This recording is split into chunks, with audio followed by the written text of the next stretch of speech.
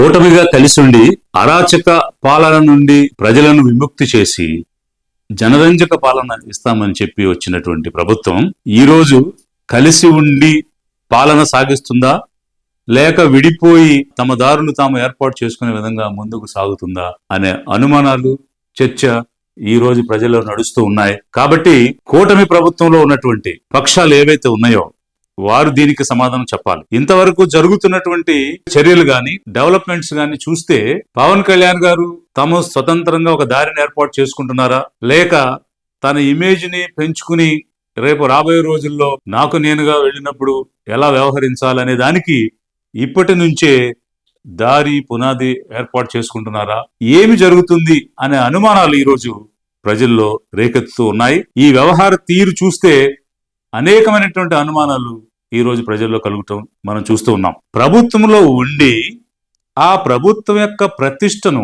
పరువును దిగజార్చే విధంగా ఒక మంత్రి ఎలా మాట్లాడగలుగుతాడు అన్నది ఎంతో ఆశ్చర్యకరమైన అంశంగా కనిపిస్తూ ఉంది. ఉదాహరణకి గత 6-7 నెలలుగా జరిగినటువంటి డెవలప్మెంట్స్ అన్ని గనక మనం చూస్తే మొట్టమొదట తిరుమలలో లడ్డు విషయంలో అపవాది జరిగింది. అక్కడ అనుకోనటువంటి అంశాలు దానిలో కొవ్వు పదార్థాలు చేరాయి అనేటువంటి అంశాన్ని తీసుకొచ్చారు. అయితే అసలు లడ్డు కల్తీ జరిగిందా లేదా అనే దానికి ఇంతవరకు నిర్ధారణ జరగలేదు, ఎంక్వైరీ పూర్తి కాలేదు. కానీ ఒక చిన్న రిపోర్ట్ని తీసుకుని ఎలాంటి బాధ్యత లేకుండా ముఖ్యమంత్రి దగ్గర నుంచి ప్రతి ఒక్కరూ దాని గురించి మాట్లాడేయటం, ఒక ఎంక్వైరీ చేయలేదు, ఒక స్పష్టత రాలేదు, ఒక కంక్లూజన్ రాకుండానే దాన్ని బట్టబయలు చేసి ఒక క్యాబినెట్ ఉండేటువంటి కలెక్టివ్ రెస్పాన్సిబిలిటీ అంటే ప్రభుత్వంలో ఉన్న వారు ఏ విషయాన్నైనా ప్రకటించే ముందు ఒక బాధ్యతగా ఆలోచించి ఇది చెప్పవలసిందా చెప్పకూడదా, దీని మీద ఒక కంక్లూజన్ ఉందా లేదా అనేది కూడా చూడకుండా బహిర్గతం చేసి అల్లకల్లోలం సృష్టించడం అనేది చూసాం. అయితే ముఖ్యమంత్రి గారు ఒకటి మాట్లాడితే వీరు ఇతనికి సంబంధించిన పోర్ట్ఫోలియో కాకపోయినా ఆ మంత్రిత్వ శాఖకు అతనికి ఎలాంటి సంబంధం లేకపోయినా అన్అపాలజెటిక్ సనాతన హిందూ అంటూ గవర్నమెంట్ తీసుకున్నటువంటి స్టాండ్ తోటి ఏకీభవించకుండా మీకు మీరుగా స్వతంత్రంగా అనే అనవసరమైనటువంటి అల్లరి చేసి యాగి చేసి అబాసుబాలై సుప్రీం కోర్టుతో అక్షింతలు వేయించుకుని మీరు ప్రవర్తించడం అనేటువంటిది అప్పటికి జనాలకి అంత అనుమానం కలగల. ఎందుకనంటే ఇదేదో ఒక మతాల మధ్య చిచ్చు పెట్టే విధంగా మీరు వ్యవహరించినటువంటి తీరు ఎందుకు ఇతను ఇలా ప్రవర్తిస్తున్నాడు అనేటువంటి ఒక క్వశ్చన్ అయితే వచ్చింది. కానీ దీని వెనక ఒక కుట్ర ఉందని, దీని వెనక ఇంకేదో ఆలోచన ఉంది అనే అనుమానం అప్పటికి రాలేదు. But you have not sailed with the government తీసుకున్న లైన్ తో స్టాండ్ తో మీరు కాలేదు. సీఎం గారు ఒకటి చెప్తారు, మీరు ఇంకొకటి చెప్తారు. అది అలా జరిగితే మరి ప్రభుత్వం వచ్చిన తర్వాత మహిళల మీద అత్యాచారాలు జరుగుతూ వచ్చాయి. మచ్చుమరులో కానీ తెనాల్లో కానీ సాక్షాత్ మీ నియోజకవర్గంలో మీ పార్టీ సభ్యులే అరాచకం చేయడం అనేటువంటిది, అఘాయిత్యం మహిళల మీద చేయడం అనేటువంటిది అందరూ రాష్ట్ర ప్రజలు చూశారు. మరి అలాంటప్పుడు ఒక స్థానిక శాసనసభ్యుడిగా మీరు బాధ్యత తీసుకోవాలి, ప్రభుత్వంలో ఉన్నటువంటి ఒక మంత్రిగా నియంత్రించే బాధ్యత తీసుకోవాలి. దానికి సంబంధించి ముఖ్యమంత్రి గారిని కలిసి ఈ రకమైనటువంటి అపవాదులు వస్తున్నాయి మన ప్రభుత్వం మీద, దీన్ని ఎలా మనం నియంత్రించాలి, నివారించాలి, చర్యలు తీసుకోవాలని కేబినెట్ లో చర్చించాలి, ముఖ్యమంత్రి గారితో చర్చించాలి. అది మానేసి పార్లమెంటరీ డెమోక్రసీలో కలెక్టివ్ రెస్పాన్సిబిలిటీ అనేది ఒక కేబినెట్ లో కౌన్సిల్ ఆఫ్ మినిస్టర్స్ కి ఉంటుంది. అలాంటి దాన్ని మీరు వైలేట్ చేసి దాన్ని దాటి బహిరంగ సభలో మీ సాటి మంత్రి హోమ్ మినిస్టర్ గారి గురించి, అనిత గారి గురించి మీరు కామెంట్ చేయటం, మాట్లాడటం, వారి యొక్క పదవిని, వారికి ఉన్నటువంటి స్థాయిని దిగజార్చే విధంగా మాట్లాడటం, సాక్షాత్తు డీజీపీని మీరు అక్కడ నుండి పబ్లిక్ మీటింగ్ ద్వారా క్వశ్చన్ చేయటం, ఇదంతా కూడా దేనికి దారితీస్తుంది, ఎందుకు ఇతను ఇలా ప్రవర్తిస్తున్నాడు అనే ప్రశ్నలు అనేకంగా రైజ్ అవ్వడానికి, ఐబ్రోస్ రైజ్ అవ్వడానికి అవకాశం వస్తూ వచ్చింది. మరి అదే ప్రభుత్వంలో ఉంటూ ఆ ప్రభుత్వాన్ని విమర్శించడం, ప్రశ్నించడం ఏమిటి? మీకు జనం ఓట్లు వేసింది మిమ్మల్ని ప్రశ్నించడం అని కాదు. ప్రశ్నించడం ఎక్కడ చేయాలి? కేబినెట్ మీ హాల్లో చేయాలి, అసెంబ్లీలో చేయాలి. మీరు నలుగురు పాలసీ మేకింగ్ చేసేటప్పుడు చర్చల్లో ప్రశ్నించాలి. ప్రశ్నించడానికి గత 5 సంవత్సరాలు మీరు ప్రశ్నించారు బయటుండి. ఇప్పుడు ప్రశ్నించడానికి కాదు మీకు ఓటేసింది, పాలించడానికి. ఆ పాలన మీరు సక్రమంగా చేయకుండా ప్రజల యొక్క ఇమోషన్స్ తో మీరు ఆడుకుంటున్నారు అనేటువంటి అనుమానాలు ఈరోజు ప్రజల్లో వస్తూ ఉన్నాయి. అదేవిధంగా సీజ్ ద షిప్, మీరు బంగాళాఖాతంలోకి వెళ్ళారు, అక్కడ షిప్ మీదకి వెళ్ళి ఏమంటున్నారు, నేను వెళ్తానంటే వెళ్ళనివ్వట్లేదు, నాకు అధికారులు అడ్డు తగులుతున్నారు, ఆ అధికారులు నా మాట వినడం లేదు అన్నాడు. అక్కడ ఉన్నది రాష్ట్ర ప్రభుత్వ అధికారులు, వారు మిమ్మల్ని వెళ్ళలేవలేదని చెప్తున్నారు. రాష్ట్ర ప్రభుత్వ అధికారులు మీ మాట వినలేదు, మిమ్మల్ని వెళ్ళనివ్వలేదు, మరి మీ మాట వినని అధికారులకి సీజ్ ద షిప్ అని ఆర్డర్ ఎలా వేస్తారు? కామన్ సెన్స్ కదా. When they are not obeying your orders, how can you say seize the ship? So ఒకవైపు ఏమో నా మాట వినలేదంటున్నారు, ఇంకోవైపు ఏమో సీజ్ చేయండి అని ఆర్డర్ వేస్తున్నారు. ఏది నిజం, ఏది నమ్మాలి అని ప్రజలు ఆలోచిస్తున్నారు. ఇంకొకటి ఏంటంటే, ఒకవేళ అక్కడ ఏదైనా అక్రమం జరిగితే దానికి పద్ధతులు ఉన్నాయి కదా, మీరు ముఖ్యమంత్రి గారితో చర్చించాలి కదా, చర్చించి చర్యలు తీసుకునే విధంగా ముందుకు వెళ్ళాలి. ఆ పోర్ట్ఫోలియో మినిస్టర్ కూడా మీ పార్టీకి చెందినటువంటి మినిస్టరే, మనోహర్ గారే సివిల్ సప్లైస్ మినిస్టర్గా ఉన్నారు. మరి అక్కడ అలా మాట్లాడొచ్చి కలెక్టర్స్ కాన్ఫరెన్స్ లో కలెక్టర్ని అడుగుతారు, మీరు మీకేమైనా పొలిటికల్ ప్రెషర్ ఉందా అని. పొలిటికల్ ప్రెషర్ ఉందా అని కలెక్టర్స్ కాన్ఫరెన్స్ లో ఇంచుమించు 200 మంది ఐఏఎస్ ఆఫీసర్స్, 100 వరకు ఐపీఎస్ ఆఫీసర్స్, 24 మంది మంత్రులు, ముఖ్యమంత్రి అందరూ ఉండి అది లైవ్ ఇస్తూ, ఆ లైవ్ లో పొలిటికల్ ప్రెషర్ ఉందా అని ఒక ఐఏఎస్ ఆఫీసర్ని అడుగుతారు. మీరు పక్కన ముఖ్యమంత్రి గారిని పెట్టుకున్నారు అంటే ఎవరు పొలిటికల్ ప్రెషర్ ఇస్తున్నారు? మీరు సీజ్ చేయమంటే సీఎం వద్దన్నారా? లేకపోతే మీరు సీజ్ చేయమంటే పిఎం వద్దన్నారా? పిఎం వద్దంటే ఆ ప్రెషర్ని మీరు ఆపగలరా? అసలు అక్కడ ఉన్నటువంటి రూల్స్ రెగ్యులేషన్స్ తెలుసుకోకుండా వెళ్ళడం, సీజ్ చేయండి అని చెప్పడం, అక్కడ కూడా మళ్ళీ అబాస్పాలు కావడం, ప్రభుత్వం ఒక పద్ధతిలో వెళ్తే దానికి ఇంకో లైన్ తీసుకుని మీరు వెళ్ళడం, మీ పర్సనల్ ఇమేజ్ పెంచుకోవడానికి, ప్రజలతో ఇమోషనల్ గా ఆడుకోవడానికి, మీరు గతంలో స్క్రిప్ట్ చదివి మాట్లాడిన విధంగా ఇప్పుడు రియాలిటీలో కూడా స్క్రిప్టే చదివి మాట్లాడాలి అన్న విధంగా ప్రవర్తించడం దేనికి? ఇవి ప్రజల్లో వస్తున్నటువంటి అనుమానాలు.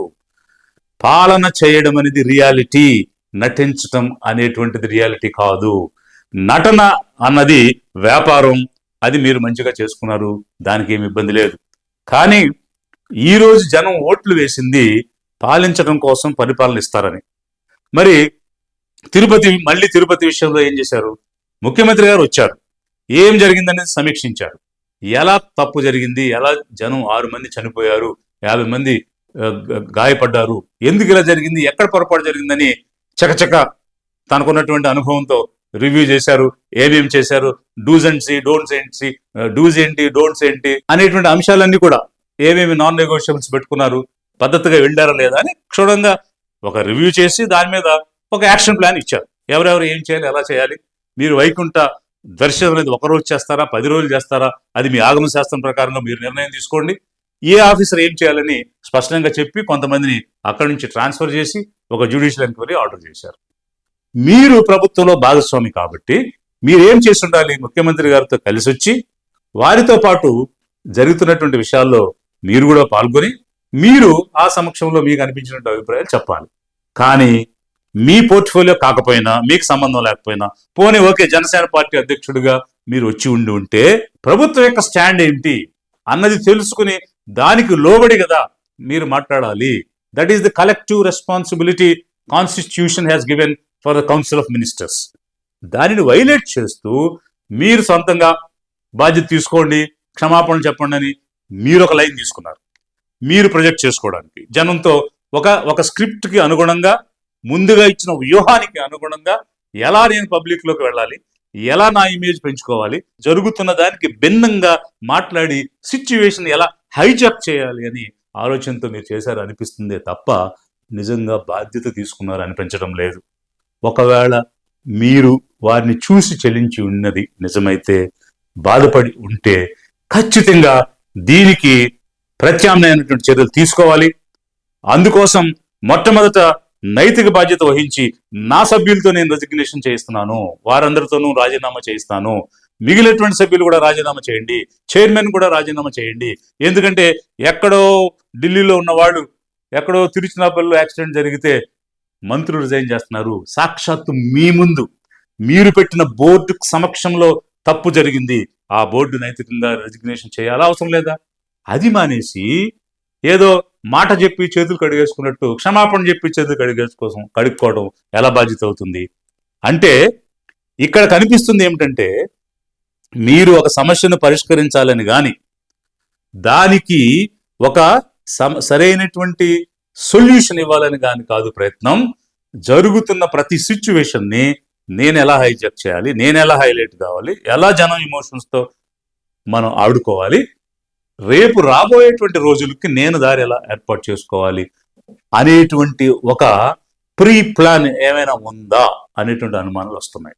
కాదు అని అంటే ఎన్నికలకు ముందు మీరు చదివేటువంటి స్క్రిప్ట్లన్నీ కూడా ప్యాకేజ్ ప్రకారంగా ఉంటాయి, ప్యాకేజీని బట్టి స్క్రిప్ట్, దానిలో ఫోర్సు, దానిలో డెలివరీ ఉంటుంది అనేటువంటివి చాలా విన్నాం. మరి ఈ రోజు ప్రభుత్వం యొక్క లైన్ ని డీవేట్ అయ్యి, అంటే గవర్నమెంట్ తీసుకునే స్టాండ్ ని దానికి అనుగుణంగా మీరు ఉండకుండా డీవేట్ అయ్యి మాట్లాడటం, డీవేట్ అయ్యి వ్యవహరించడం, ఇక్కడ కూడా సినిమాలో స్క్రిప్ట్స్ మాదిరిగా డైలాగ్స్ చెప్పడం అనేటువంటిది చేస్తూ ఉన్నారు అని అంటే ప్యాకేజ్ ప్రాబ్లం ఉందా, ఇప్పుడు సరిగా టైంకి ప్యాకేజ్ అందడం లేదా, లేకపోతే రాబోయేటువంటి రోజుల కోసం మీరు దారులు వేసుకుంటున్నారా? ఇలా అనేకమైనటువంటి చర్చ జరుగుతుంది, అనుమానాలు ప్రజల్లో వస్తున్నాయి. వీటన్నిటికీ కూడా స్పష్టత ఇవ్వాలి. ఏది నిజం, ఏది నిజం కాదు, ఎందుకు ఇలా ప్రవర్తిస్తున్నాము అనేటువంటి అంశాల మీద ఒక స్పష్టత ఇవ్వాల్సిన అవసరం ప్రజలకు ఉందని లిబరేషన్ కాంగ్రెస్ పార్టీ డిమాండ్ చేస్తూ ఉంది. ఎందుకనంటే కూటమిగా ఏర్పడిన ప్రభుత్వం కలిసి ఉండి అభివృద్ధి చేస్తుంది, సంక్షేమాన్ని ఇస్తుంది, సుపరిపాలన చేస్తుంది అని ప్రజలు ఓట్లు వేశారు.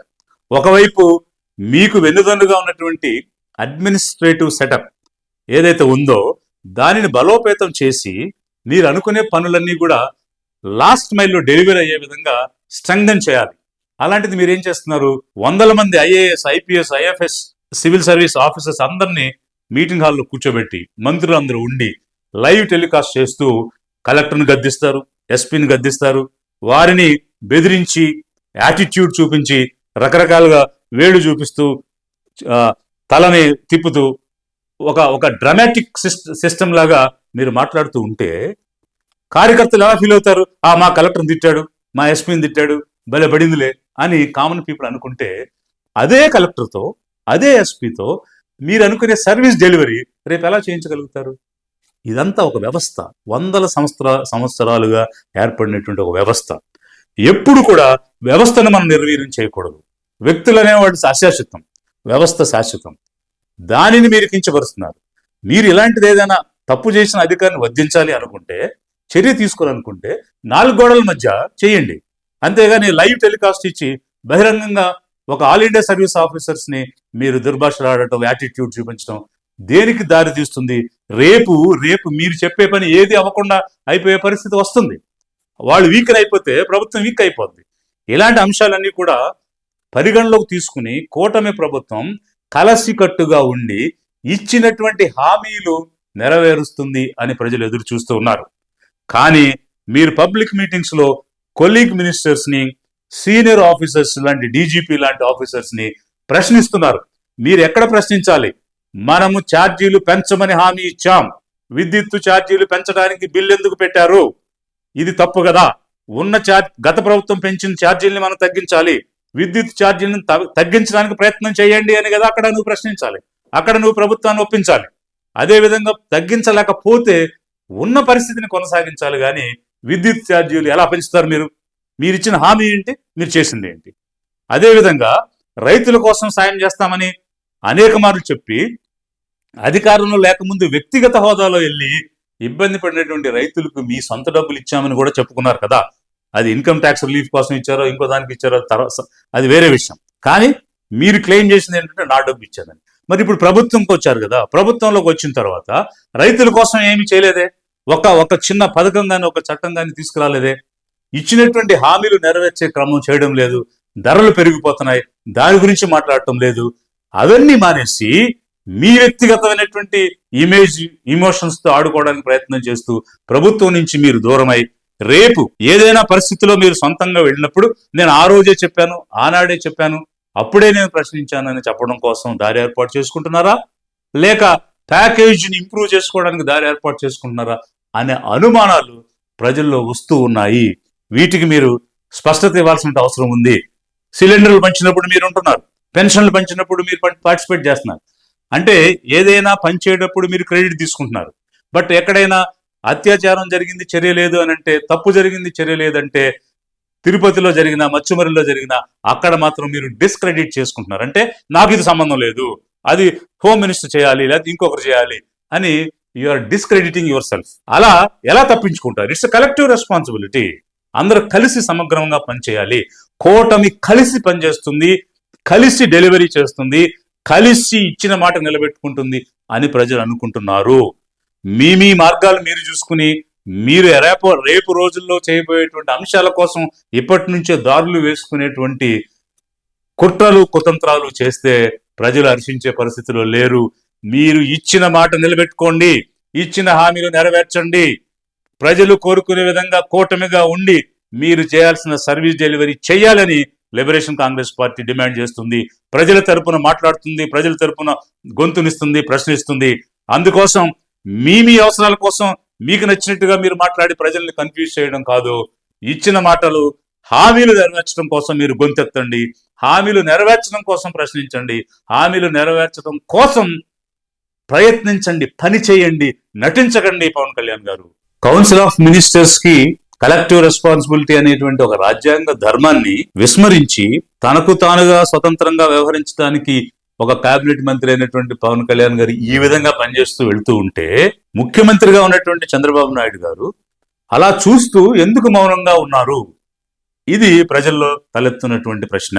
ఇంత అనుభవం కలిగినటువంటి ముఖ్యమంత్రి, కేబినెట్ మినిస్టర్ గా ఉన్నటువంటి వ్యక్తి స్వతంత్రంగా వ్యవహరించడానికి, స్వతంత్ర దారులు ఏర్పాటు చేసుకోవడానికి, ప్రభుత్వం యొక్క ప్రతిష్టను, పరువును దిగజార్చే విధంగా మాట్లాడుతూ రాజ్యాంగ విరుద్ధమైనటువంటి ప్రవర్తన చేస్తూ ఉంటే, కలెక్టివ్ రెస్పాన్సిబిలిటీ నుంచి వీడి చేస్తూ ఉంటే ఎందుకు దీన్ని అలౌ చేస్తున్నారు?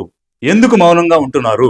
ఎక్కడ ఏ రకమైనటువంటి ఇబ్బందులు ఉన్నాయి అని ప్రజలు పదే పదే దీన్ని చర్చించుకునేటువంటి పరిస్థితి కనిపిస్తూ ఉంది. మరి బీజేపీ ఏమైనా పవన్ కళ్యాణ్ గారిని తయారు చేస్తూ ఉందా? అందుకోసమే గన్నవరంలో జరిగినటువంటి విశ్వ హిందూ పరిషత్ సమావేశంలో అనంత శ్రీరామ్ తోటి సాక్షాత్తు ఎన్టీ రామారావు గారినే ఇండైరెక్ట్ గా అటాక్ చేయడం, ఈ జిల్లా వాళ్ళు ఎవరైనా సరే, ఎంత పెద్దవారైనా సరే ప్రశ్నిస్తున్నానని అతను మాట్లాడడం, ఇవన్నీ కూడా చూస్తూ ఉంటే పవన్ కళ్యాణ్ గారిని బీజేపీ పావుగా వాడుకుంటుందా, లేకపోతే ఇతను స్వతంత్రంగా ఎదగడానికి ప్రయత్నం చేస్తున్నాడా? కూటమిలో ఎందుకు ఈ రకమైనటువంటి విభేదాలు, వ్యత్యాసాలు వచ్చాయి?